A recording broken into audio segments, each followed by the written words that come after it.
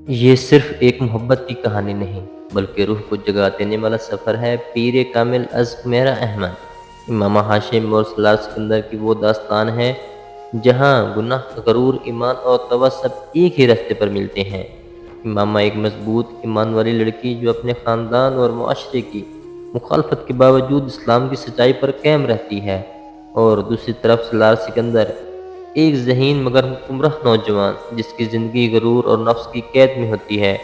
लेकिन वक्त गुजरता है और इमाम की दुआ, इसका सब्र, इसका ईमान सल्लार के दिल में वो इनकलाब बर्पा करता है जो उसे गुनहगार से पीर कामिल बना देता है। ये कहानी सिखाती है कि सच्चा सुकून ना दौलत में है, ना शोहरत में, बल्कि सिर्फ एक सजदे में है जो दिल से किया जाए।